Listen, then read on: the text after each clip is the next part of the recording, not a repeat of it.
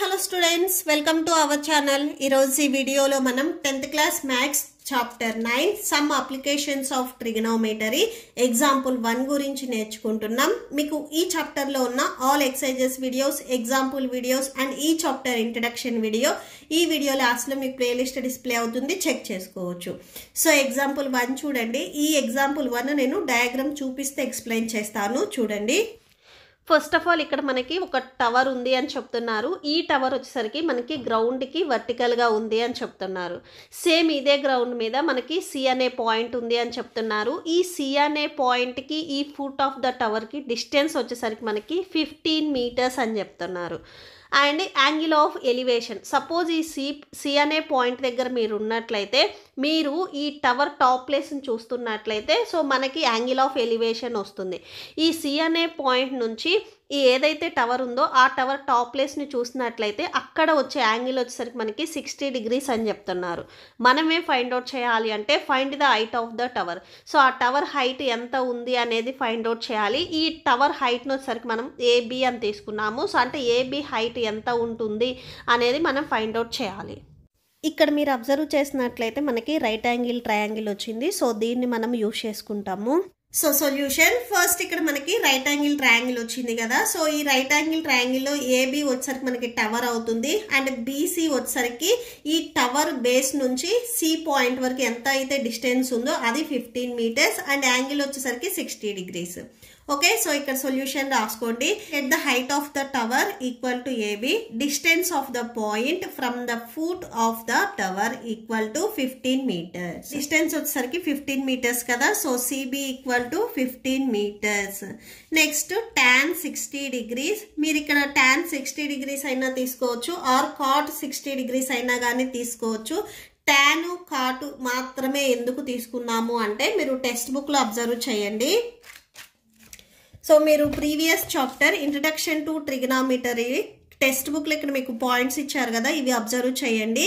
సైన్కి వచ్చేసరికి మనం side opposite to angle A by hypotenuse. ఇక్కడ మీరు డయాగ్రామ్ అబ్జర్వ్ చేసినట్లయితే మనము ఈ 60 degrees ఈ యాంగిల్ గురించి చెప్తున్నాము. ఇక్కడ మెయిన్ ఏంటంటే ఈ ఎల్ షేప్ వచ్చింది కదా, దీనికి ఆపోజిట్లో ఉండే సైడ్ ఎప్పుడు మనకి హైపోటెన్యూస్ అవుతుంది.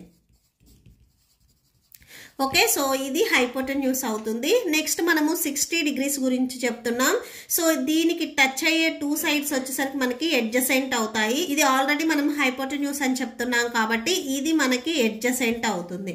రిమైనింగ్ ఏదైతే సైడ్ ఉందో ఇది మనకి ఆపోజిట్ అవుతుంది. ఓకే, సో ఇది opposite side.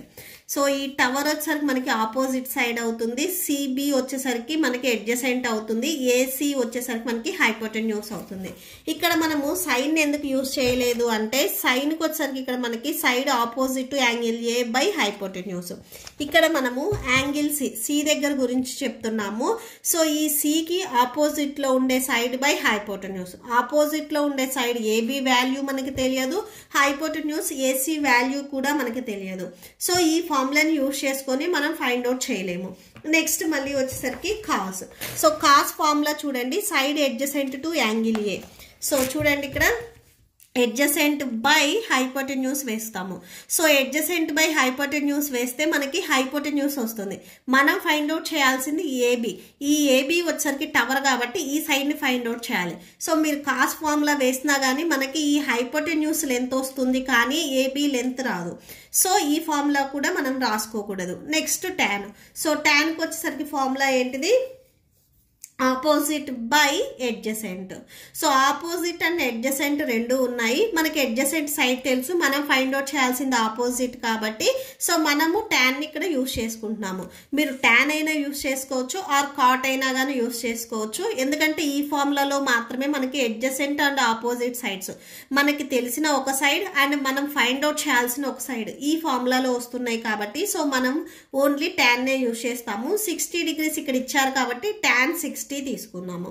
Okay, so tan 60 degrees equal to, మీకు డౌట్ ఉంటే ఫార్ములా ఒకసారి రాసుకోండి, side opposite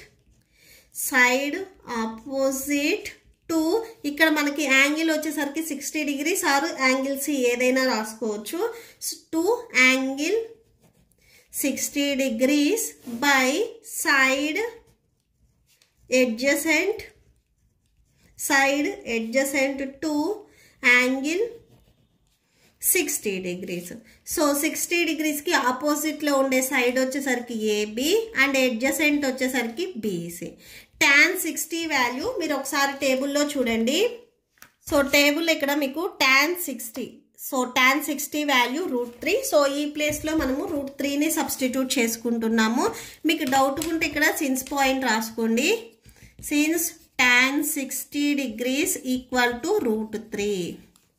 okay, so √3 equal to AB మనకి తెలియదు అండ్ బీసీ వచ్చేసరికి ఇక్కడ మనకి బీసీ అన్న సిబి అన్న సేమే. సో ఈ సైడ్ వచ్చేసరికి మనకి 15 meters. సో ఈ ప్లేస్లో మనము 15ని సబ్స్టిట్యూట్ చేసుకుందాము. సో 15 ఇక్కడ మీకు డినామినేటర్లో ఉంది, ఇది ట్రాన్స్పోజ్ చేసుకుంటే మల్టిప్లికేషన్లోకి వెళ్తుంది. So 15 into √3 that equal to AB. So ఈ ఏబి సైడ్ వచ్చేసరికి మనకి 15√3 వచ్చింది. therefore AB equal to 15√3.